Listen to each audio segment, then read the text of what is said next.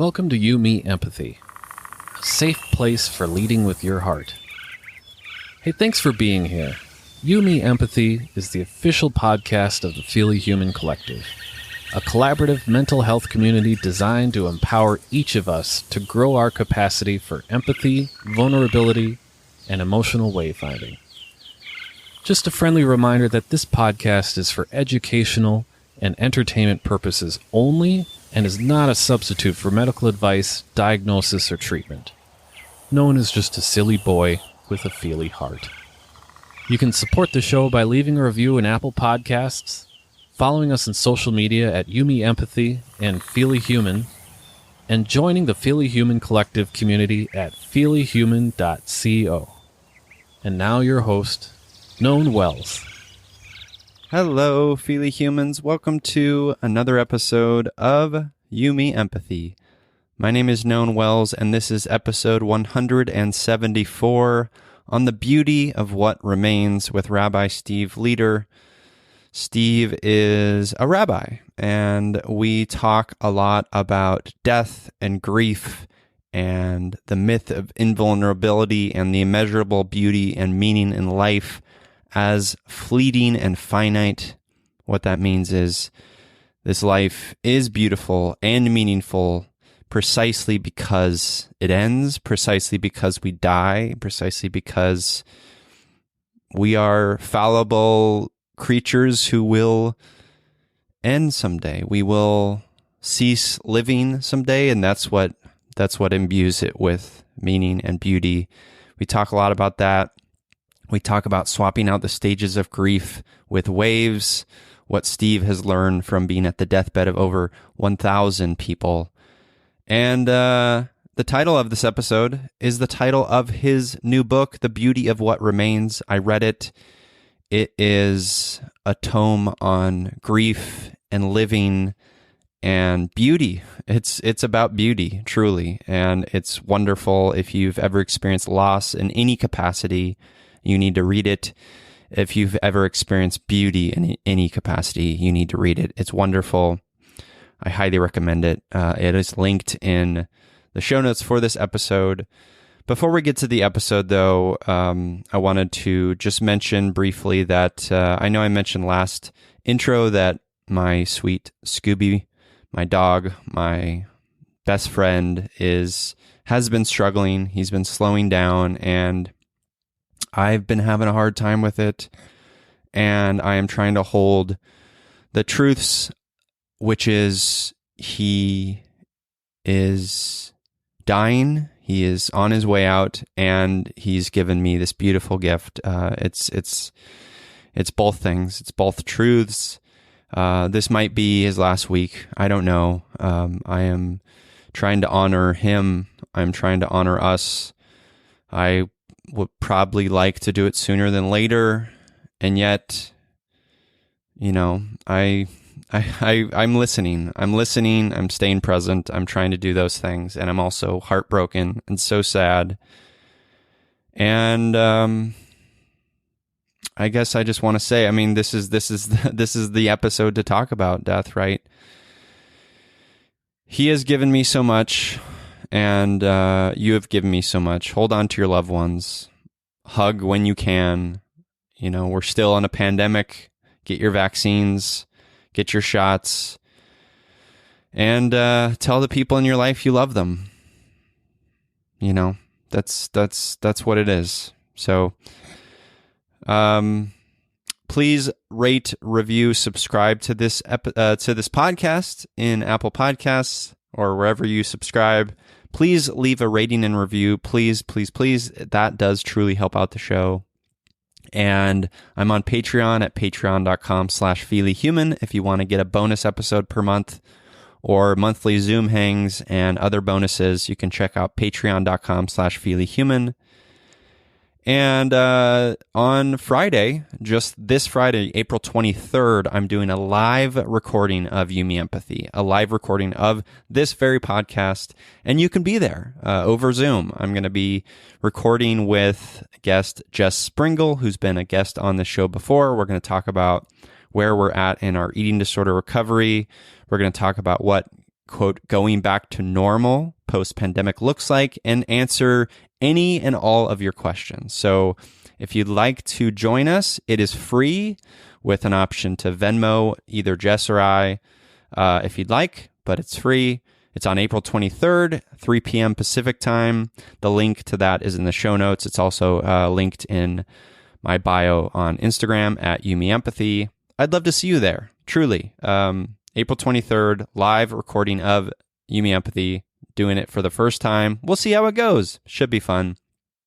Also, lastly, I just wanted to say I did my first workshop for Feely Human this past week called Illustrating Empathy, and about 10 of you were there, and it was so wonderful. And I just wanted to thank the folks that were there. Thank you. Thank you for being there. Thank you for showing up. It was such a beautiful time we had together learning about empathy. And I'm excited to see your homework that you're going to send. And speaking of workshops, the last thing I'll say is there is a new workshop for Feely Human. I will be hosting, and it will be led by my friend Janet Ellsback. Janet is an author and a writer and a teacher, and the workshop is called Treasures and Talismans. Very excited about this one. It's next month. If you go to feelyhuman.co and go to workshops in the navigation, you'll see that Treasures and Talismans. Sign up, register. Hope to see you there. And that's it. That's it. I'm so grateful for you. I'm grateful for you, Feely Human. I'm grateful for your big heart. I'm grateful for your vulnerability. I'm grateful for this connection we have here. And let's get into the episode. This is with Rabbi Steve Leder on the beauty of what remains.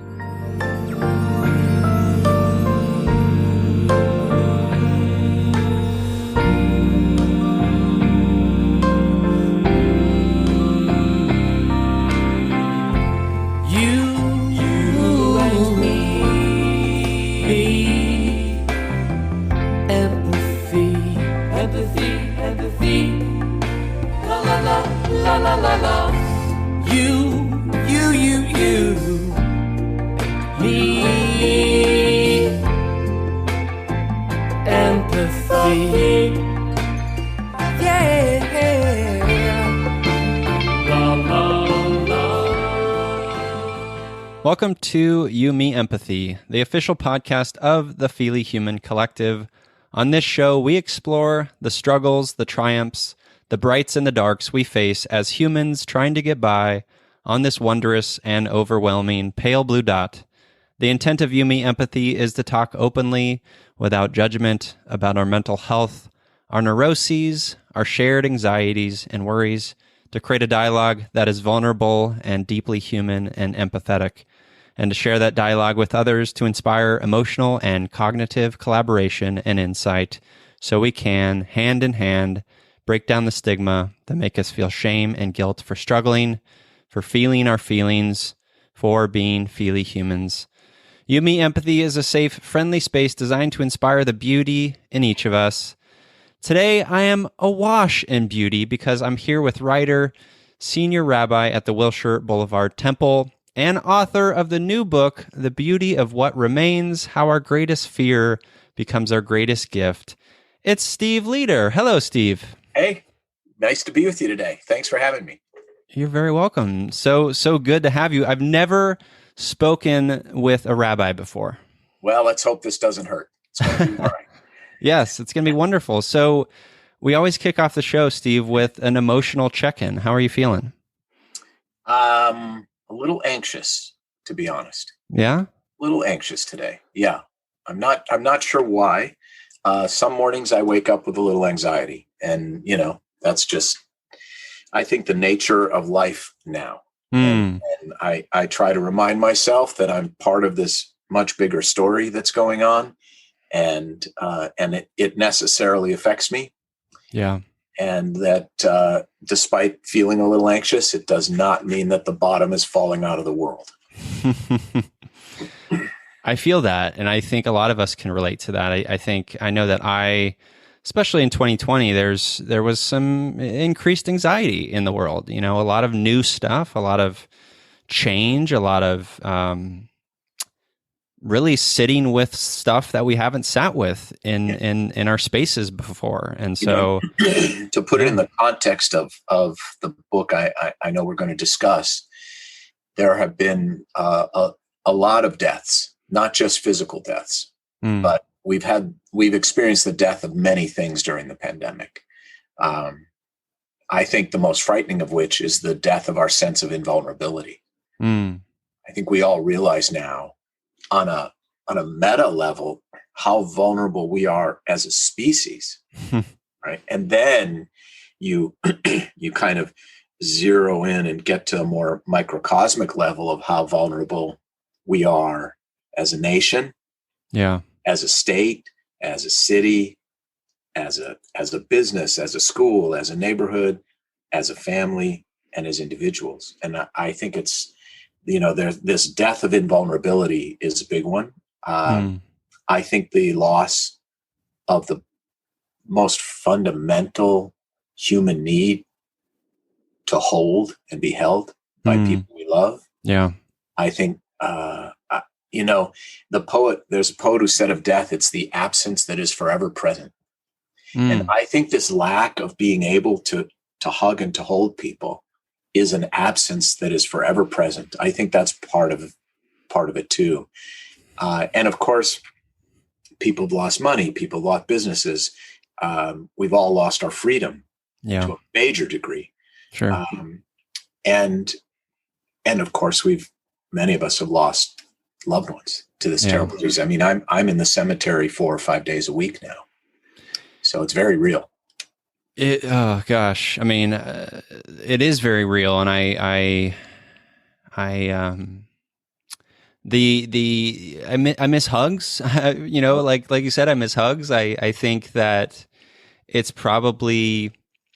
I mean, I hope we come out of this time and we have a sense that invulnerability is not a thing, that maybe it's not something we strive for. Maybe the sort of the fallibility, the rich tapestry of brights and darks that we hold as humans in our heart is the thing that we cherish, as opposed to let's keep pushing forward. Let's be quote unquote strong, right? Yes. First of all, I think we all knew, if we thought about it deeply and we deny it, that invulnerability is a myth. It was always an illusion. But this is true of death. In order to live, there has to be some degree of denial of death. Now, my book is an attempt to push us all through that, because actually people think they're leading better lives by being in denial of death. And my point is, you will lead a much more meaningful and beautiful life if you embrace the reality of finitude, of how finite and fleeting life really is. That, to me, is not a frightening force in my life. It's a creative, powerful, beautiful force in my life. And really that's where I'm trying to take us all, in this journey. I think it's a beautiful ethos. It's something that I believe in strongly, as someone who doesn't fear death, doesn't really ponder death. But I read your book, finished it a couple days ago, I guess just yesterday. In fact, I love it. It's wonderful. It's beautiful. It's very affirming. It's very validating.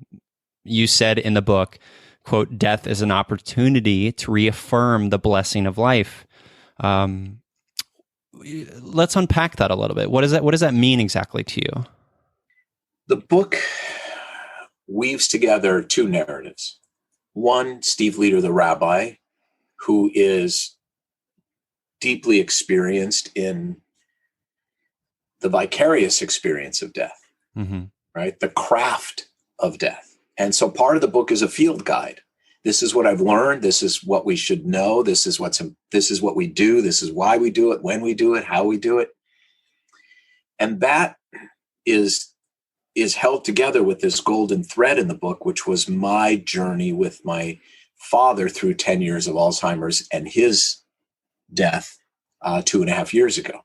Yeah. And the book is kind of, in a way, it's a form of an apology, because what I do in the book is I reassess everything I thought I knew from my first 30 years of being with 1,000 families on that journey. What I thought I knew and what I realized I was wrong about after I went through that journey myself, not as a rabbi, but as a son. Mm. And it is my resetting of the table when it comes to death, loss, grief, and how it imbues life with meaning and power. So to get to your more specific question of, let's unpack this idea that it's death that gives meaning to life. Imagine for a moment if we were deathless beings. Imagine being a deathless being. First of all, it would mean being something other than human. Yeah. Vampire. And second, right? And secondly, what value would life really have? What ambition would anyone have? Why would people have children?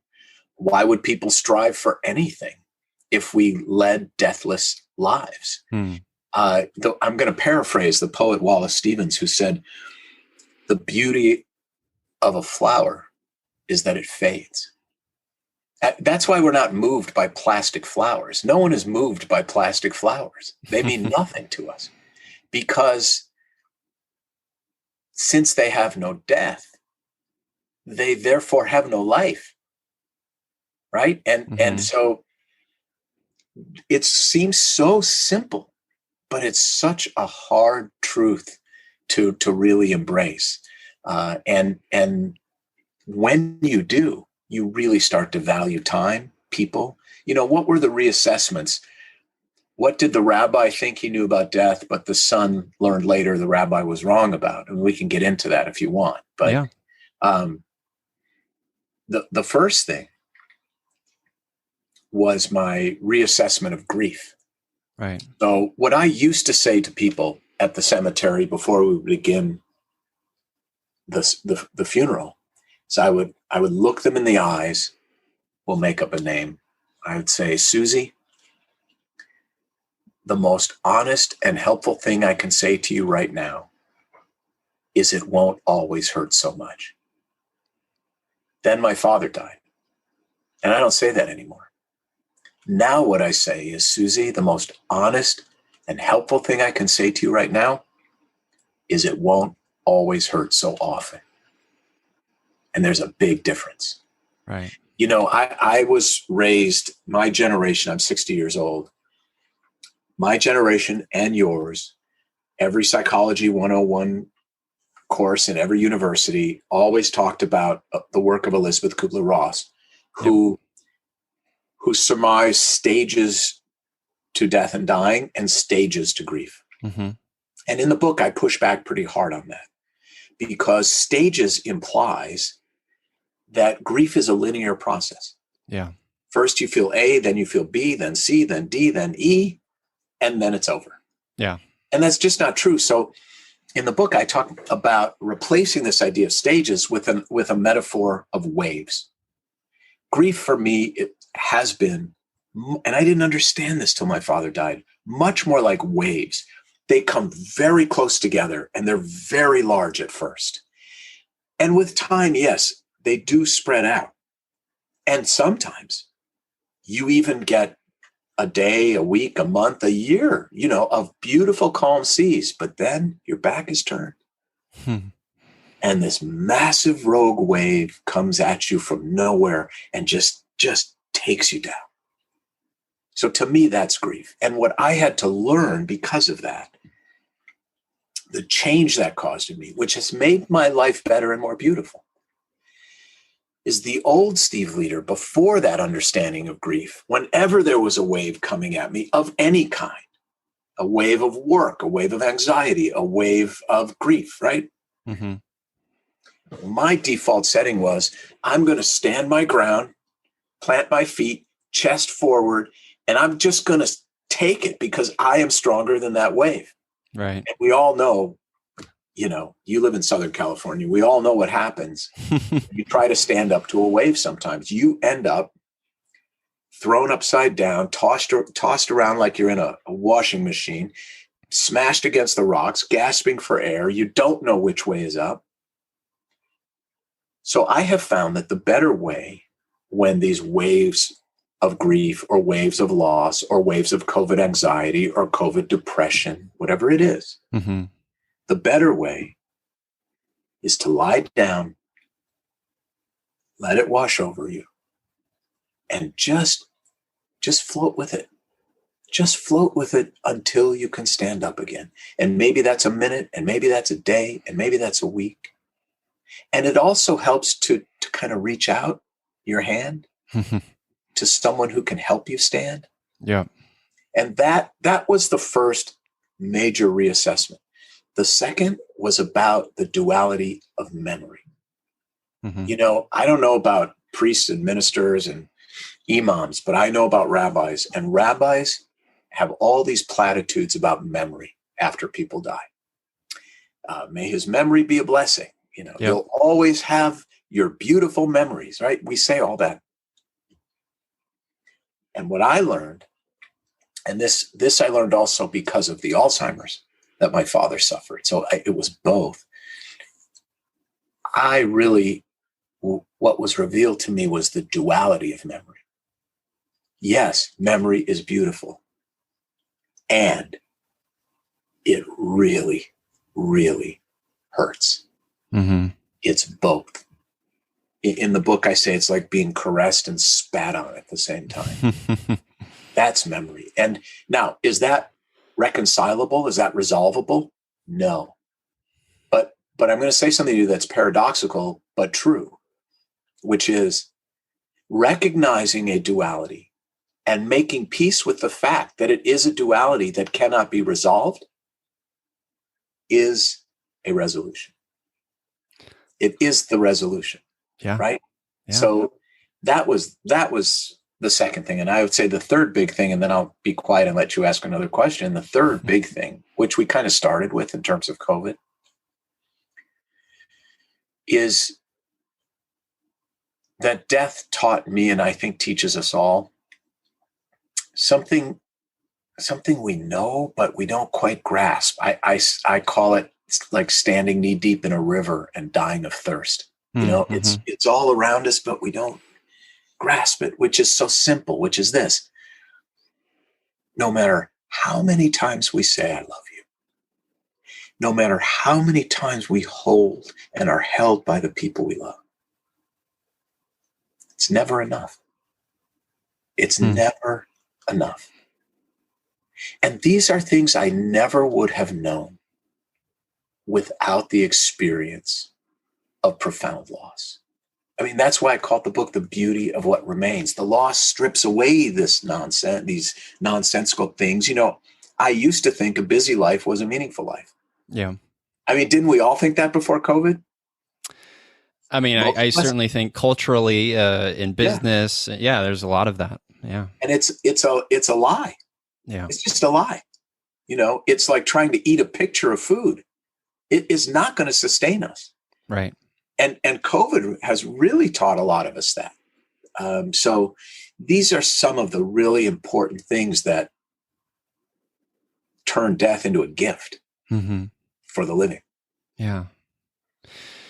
When I hear you speak, Steve, I feel like one of the undercurrents of those three, things that you've learned during this time and in writing your book and dealing with your father's loss is this idea that really there's a lot of beauty and wisdom and healing in allowing things to be what they are, right?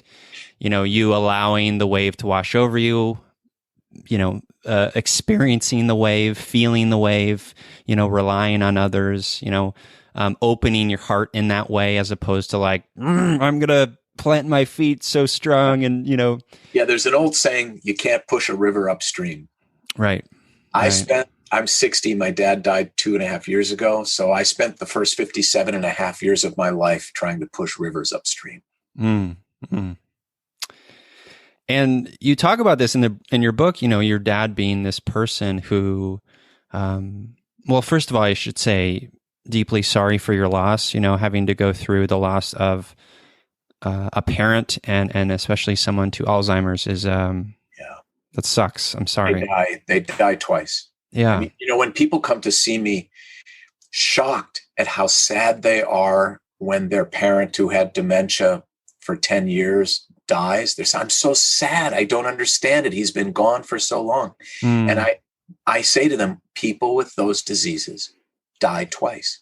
Right. And they get it. It's like a light goes off for them. That's right. I had to bury him once when his mind was no longer him. And now I have to bury him again. And the second one, I feel all the PTSD from the first. Right. So right. Yeah, it's a tough loss for sure. But we were going to get into my dad and his personality. Yeah. You mentioned at one point, I think briefly, and you kind of intimated throughout the book, is that your father was someone who was strong, was kind of, I think you put it, silent in his pain. Did you find that you learned that from him? Absolutely. Yeah, absolutely. My father was incredibly tough, frightening sometimes, crude, hilarious,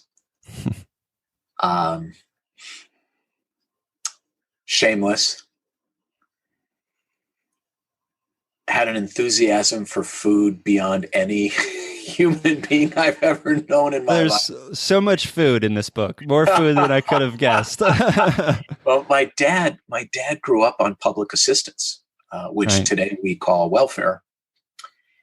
And he never, as a kid, I think, really had enough to eat. And he suffered from that worry his whole life. He never really had enough money as a child. So he used to bury gold coins in the backyard under a tree when I was a little kid, just in case, So he had a lot of demons. I'm one of 5 kids. I have 3 older sisters and a younger brother. So I was the firstborn son. And my father claimed me at a very young age as his. My mother is non-existent in the book for that reason. Because my father claimed me as his. And he started me on a path of workaholism at about age 5. He and my uncle owned a junkyard in Minneapolis. And I might be off by a year or 2, but not much. I was 5, 6, 7 years old. And I went to work at the junkyard, scrubbing floors and toilets on my hands and knees. And I did that every summer, and I did it every Saturday. And that was my life. And in my father's cosmology, if you weren't working, you were useless. Yeah. Everything but work was useless. So that's why I was always pushing rivers upstream. And here's the crazy thing. I could. I did. But at what price? Right. At what cost? And that it took his death for me to start asking those deeper questions. Yeah. So, you being someone who is a rabbi, you're there for people in their toughest moments, right? I wonder for you, like how, sort of Steve before this, before your father died and Steve after, how things will change in terms of how you show up for people emotionally, like, cause I know for myself, like I'm a recovering people pleaser. I'm someone who gives all of myself, and I'm 40. I've had to learn to create boundaries. I've had to learn to set up emotional boundaries and stuff in areas where like I can still nourish myself, but also be there for people. Like, how has that been for you? I think I'm better. I know I'm better at helping people now than I was before. There's a new frequency on my radio dial, back when radio dials had frequencies. I can dial into a different frequency now with people. I can empathize differently. I can stand up at a funeral and look out at someone and say, we'll pick on Susie again. Susie, Jimmy, Dave, as a son who lost his father 2.5 years ago, I can make you a very beautiful promise right now. I promise you, you're going to discover your father in so many powerful, meaningful, and beautiful ways every day for the rest of your lives. He's with you, and you will be with him. And so I can speak with a degree of authority that I never would have done at 40. Look, I don't think I did a bad job at 40. Yeah. Maybe an A-, but I'm definitely at a different level now. And that's part of what compelled me to write the book, because let me tell you something. There is nothing fun about writing a book. There is not one fun thing about writing a book. It's fun to sell it. It's fun to promote it. It's fun having written, right? Not the writing. Yes, yeah. There is nothing fun about writing a book, but I felt compelled to, because I felt I had been catapulted to a different level as a caregiver for others. Mm-hmm. And I wanted to articulate it all, because I can only see so many people in my office or on Zoom. Yeah. And that's really why I wrote it. It seems to be helping an awful lot of people, which is obviously really gratifying. Yeah. But I'm different. I can speak with greater authority. I have more empathy. I can now confidently look people in the eye when they ask me, 2 months later, and say, I'm so sad. Is something wrong with me? I can look people in the eye and say, there is no wrong way to grieve. Yep. There's only your way. And it is non-linear. It's ebb and flow, up and down, in and out and around. That's grief. I tell people, here's the good news and the bad news. You're normal. Yeah. Yeah. You're human. I think I have a different level of insight and confidence, and far less judgment. Yeah. I'm one of 5, and we all, we were all literally raised under the same roof, but metaphorically, we were each raised under a different roof. I relate to that. All siblings no two siblings are raised under the same roof. And so I'm much less judgmental now about how families grieve, and the other thing that really became solidified for me, I knew it before, but I lived it after my father died, is this idea I talk about in the book in a chapter called, in death as in life, that people face death exactly the way they face life. People die exactly the way they live. Families face death exactly the way they face life. The German poet Heinrich Heine had a joke about the Jews. He said, the Jews are like everyone else, just more so. just such a great line. I mean, you could say it about a lot. You could say it about the French, the Italians. You could say it about every subculture, right? Yep. Death doesn't give anyone a new personality. It just makes everyone and everything more so. And knowing that going in is really helpful. It really manages expectations in a very healthy and good way. Yeah. Yeah.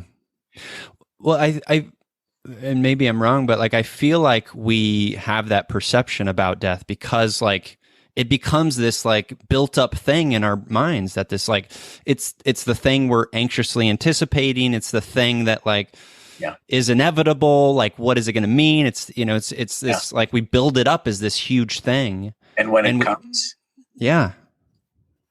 it's nothing. Right. It's nothing. Yeah. It's worth worrying about as much as worrying about where were you before you were born. Right. Right. I will tell you, this is something that all the journalists, on the talk shows during the book tour have asked me about, because they don't believe it.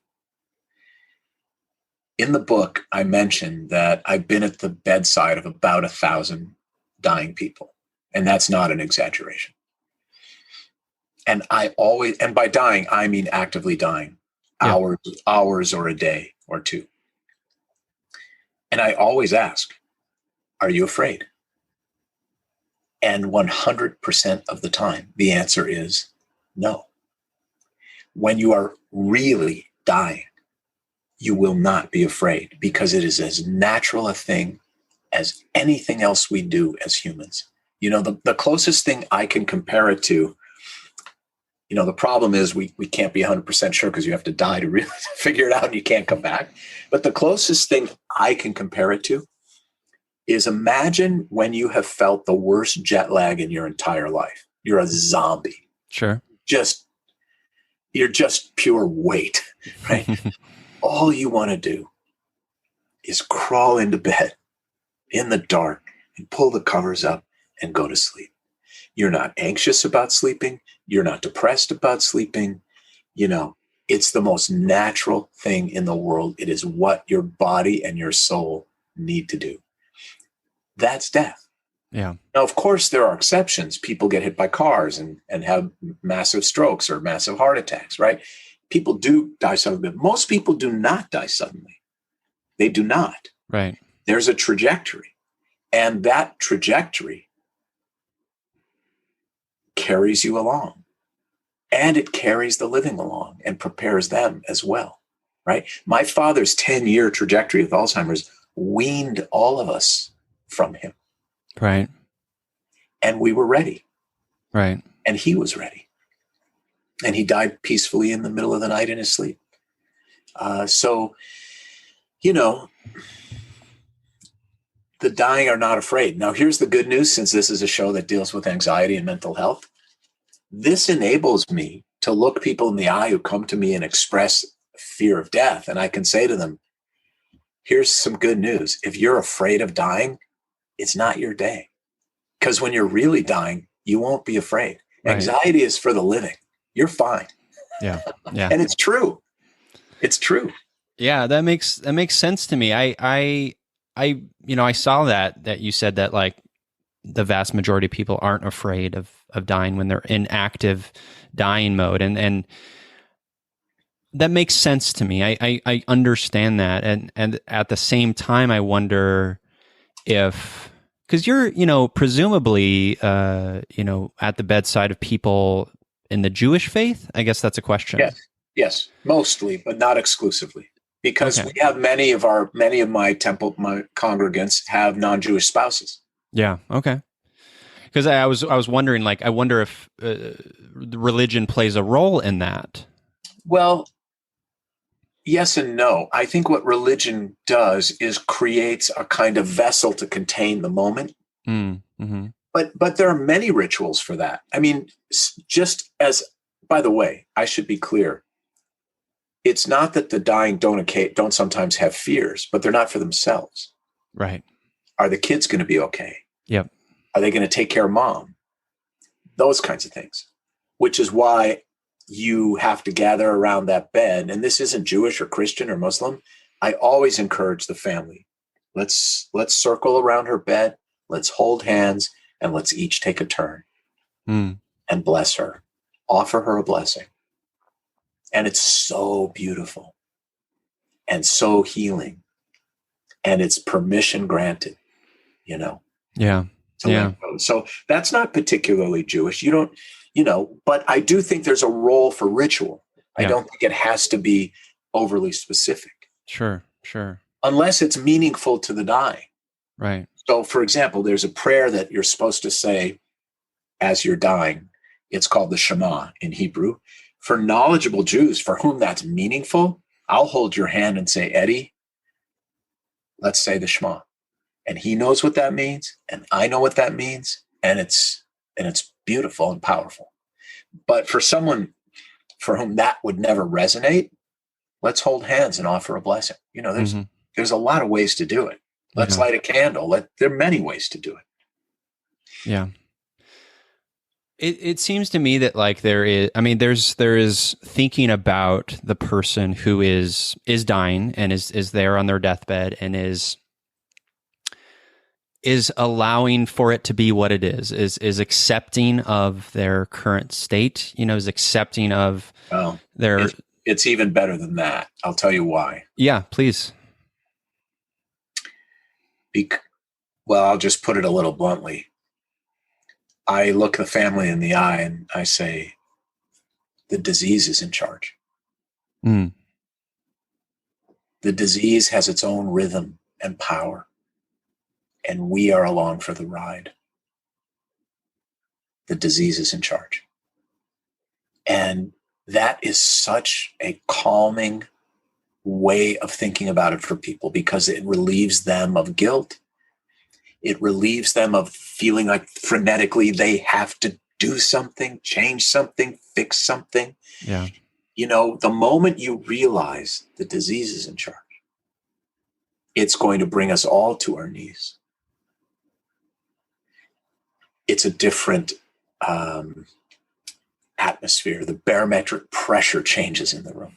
Yeah. And sometimes I have to say that to people who are earlier in the process with their loved one who's dying, when they're so worried, I'm not ready. And I can say to them, let me say something to you that is really important for you to grasp and that you don't feel yet. The disease has its own rhythm and power and trajectory, and it will carry you along. The disease will prepare you. You're not ready today because he's not dying today. And his quality of life is such that it's really quality of life. Mm-hmm. But the disease will prepare you. Just walk this path with him. Hold his hand and be there. And that makes sense to people. And it's the truth. And that feels like the wisdom we need to find far before we're ready to die, right? Isn't that like the point of this book? Or Yes. maybe one of the Well, gleanings? it certainly is one of the main points, is that death is as natural a thing as anything else. And, you know, you can't force feed a kid to make them grow up faster. You know, you can't slow down aging. You can't fight gravity. So people do have a context to make peace with the inevitable. And if you can just get death into that context for them, Mm-hmm. it's not quite so frightening, and you don't feel quite so singled out or surprised. Yeah. Yeah.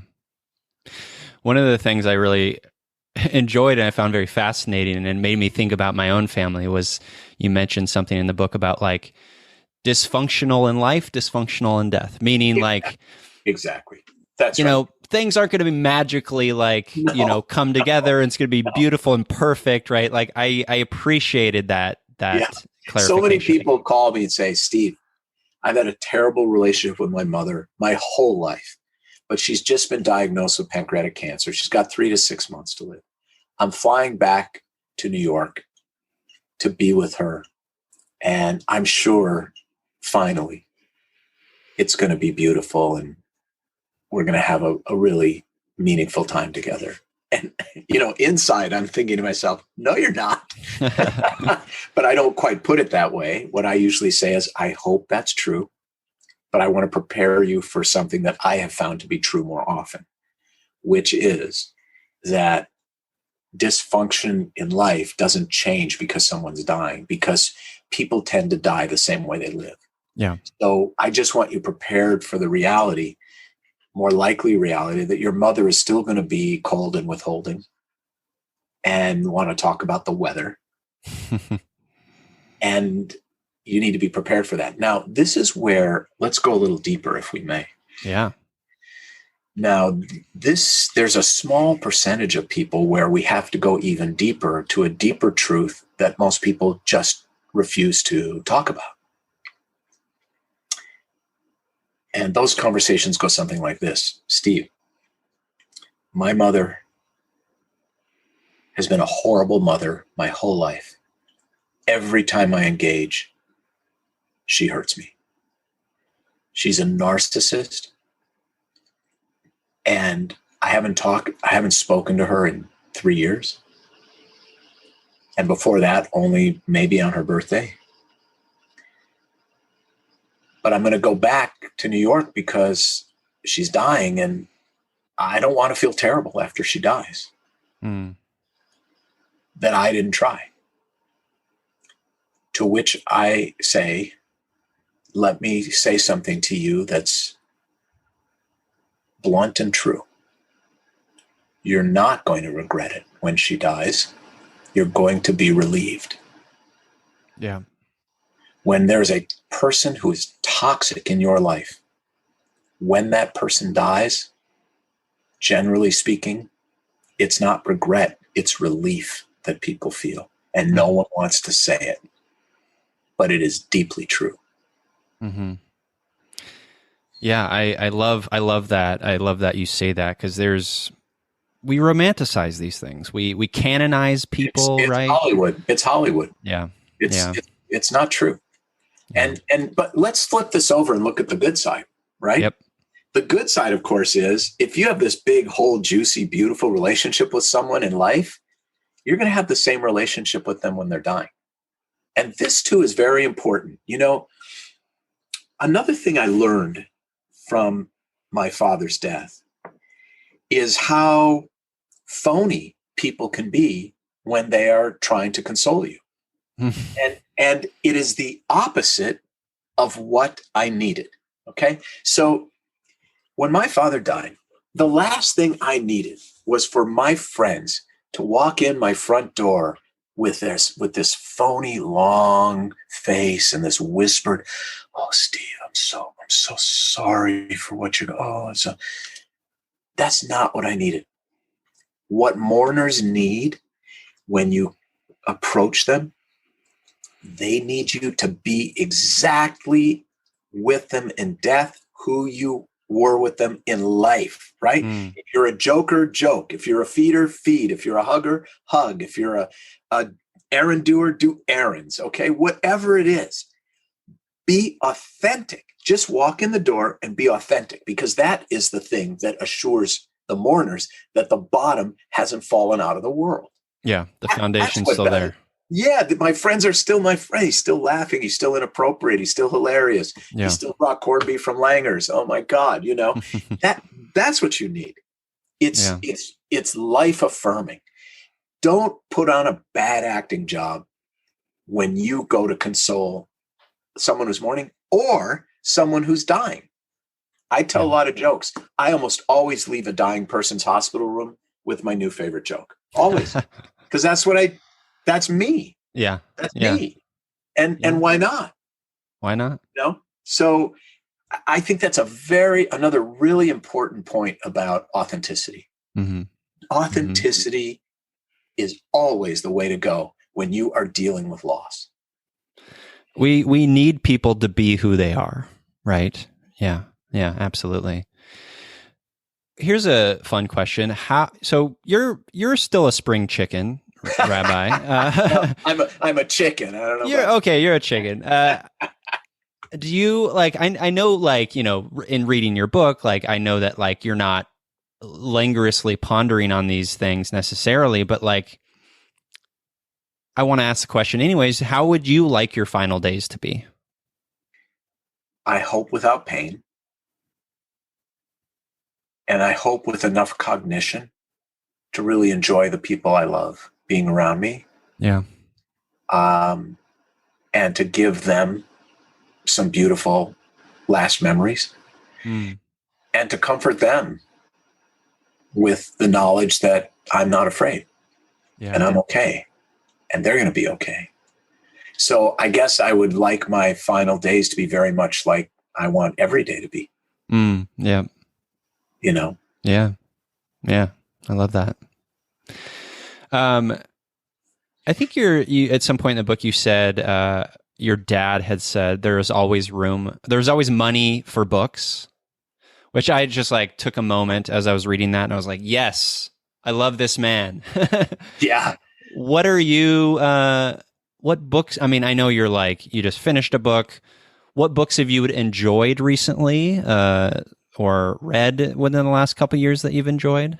Well, I've been working on this book for 2 years, so I haven't done a ton of reading for pleasure. I do lots of reading for work. Sure. But believe it or not, I've been digging into the Second World War, Winston Churchill's 6-volume set of the Second World War, just because it's so fascinating, you know, and so defined the world as we know it today. You know, and I was born only 15 years after the end of the war. Right. So the war was dominant in my childhood milieu, Yeah. And my family was in the scrap business. And so that was connected,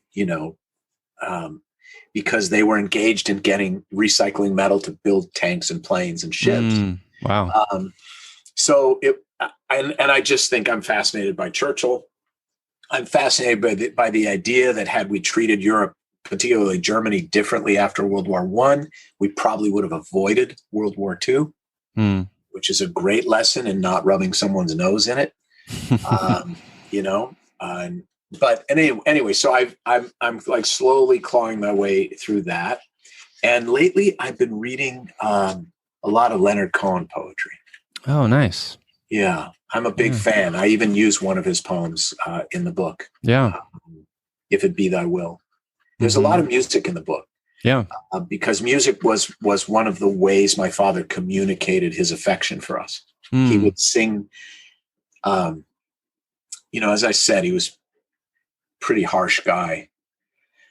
But on occasional Sundays, my mom and dad would pile the five of us in the blue Chevy station wagon, and we would go for a Sunday drive, and my dad would sing songs. How much is that doggy in the window? Hang down your head, Tom Dooley. And then he would sing, this is still hard for me to talk about. He would sing You Are My Sunshine to the five of us.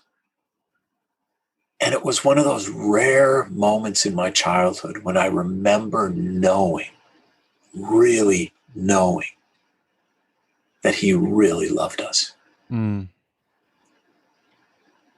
That's lovely. And so, I was working on the fourth chapter of the book in Palm Springs in the middle of the summer when it's 115 degrees. So I was in my sister's house was empty, and she gave it to me for a month. So I would stay in this dark, cold house all day working on this chapter, the chapter on assisted suicide. Mm-hmm. And then when it got late and it was only 90, I would go out for a walk every night. And the first time I walked around the golf course at the Mesquite Country Club, it's a golf course I'd walked around with my dad 1,000 times in my youth because they had a condo there where they would go in the winter from Minnesota. Mm-hmm. So I'm walking around that golf course and I look up, I'm missing my dad. I'm deep in the funk of writing the book. And I see a big sign hanging from the back porch of one of the houses on the golf course. And it's the lyrics to You Are My Sunshine. And I just thought, wow, there he is. And I text my siblings a picture of the sign. And my brother texts me back the lyrics to Hank Williams' I'm So Lonesome I Could Cry, which was another of my father's favorite songs. And then my sister texts us all a sketch. She said, I couldn't sleep tonight, and I drew this, and it was a picture of my dad. And I just thought, whoever doesn't believe in the afterlife of the soul hasn't taken this walk. I love that. Thank you for sharing that. It's beautiful, and I love that. I love that art and music and books can be these resonant things of reminding us of the beauty of the beauty that remains, right? Of the beauty of the people that touched us while they were alive. All of it. It's lovely. It's everything. Yeah, it's everything. This idea of the beauty of what remains. I actually took the idea from there's a theology called via negationis, which is Latin. It means by way of the negative. And in theological terms, it means we can understand what God is by first deciding what God is not. God is not cruel. God is not capricious. God is non-corporeal, right? Yeah. Well, I think that this is also what death does to us for life. It strips away nonsense. Mm-hmm. and leave something very beautiful behind. If you think about the most beautiful marble statue or sculpture you've ever seen in your life, it began as a solid block of marble, and that beauty was always within it. But it took a very skilled sculptor to remove the right pieces, Right. to reveal that beauty that was always there, hiding in plain sight. And to me, this is what death does. It strips away so much in order for us to see what really, truly matters. Think about headstones. I spent a lot of time in cemeteries. I'm always amazed by the almost complete uniformity of inscriptions on headstones in cemeteries. We're all unique individuals, but they almost all say exactly the same thing. Because when they give you 15 characters per line and 4 lines to distill a person's life down to that, you are engaged in a really powerful form of essentialism. And what do they all say? Loving husband, father, grandfather, friend. Loving wife, mother, grandmother, friend, right? Not your zip code, not where your grandchildren went to college, not your net worth, not all the crap you collected in your life that nobody wants when you're dead. None of it. Yep. It comes down to this tiny handful. And do any of us really have more than a tiny handful of people who matter? Really? And that's the powerful force that death has to reveal the essence of life and what matters. It certainly has done that for me. Yeah. Yeah. Yeah. I mean, I talk about connection endlessly on this show and how we grow in connection with others. And it's everything. Last night, my wife, Jessica, and I watched the movie Judas and the Black Messiah.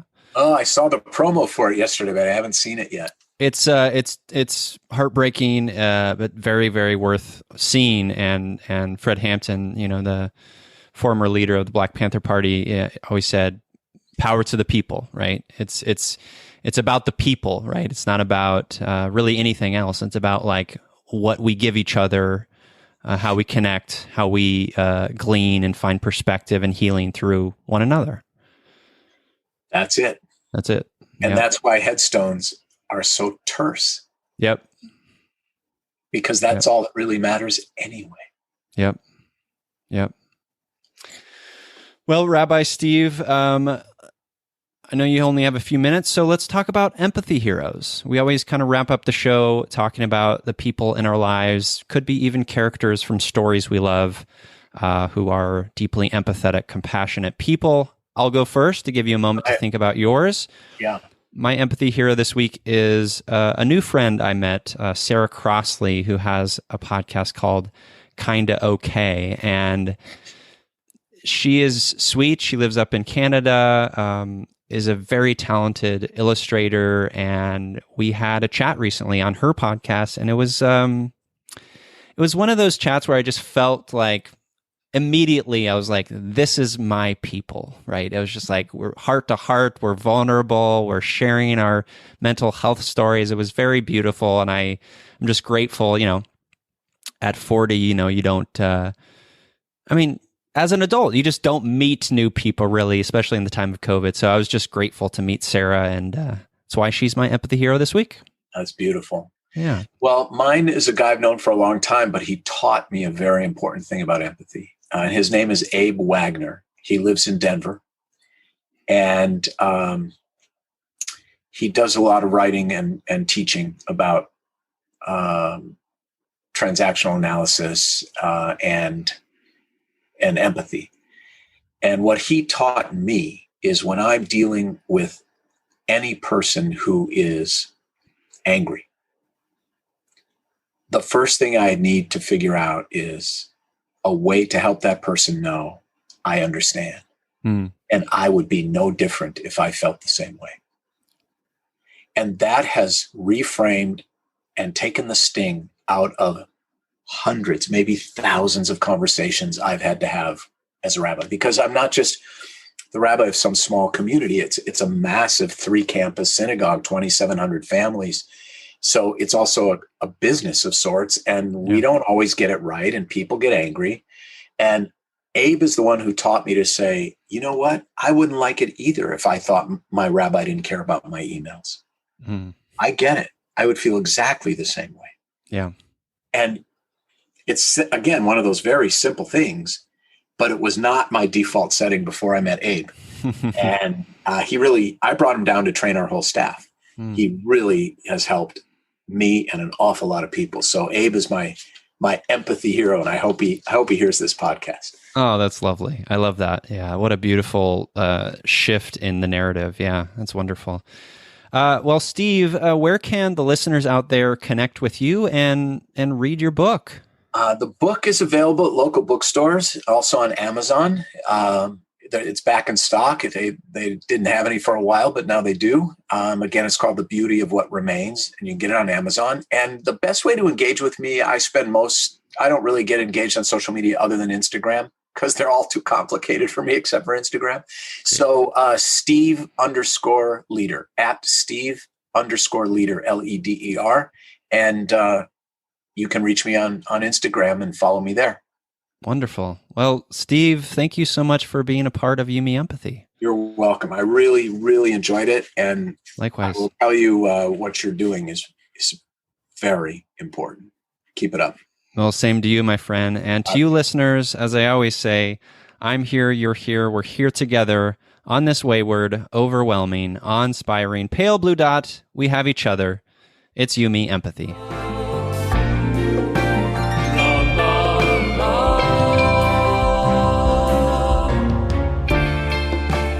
La, la.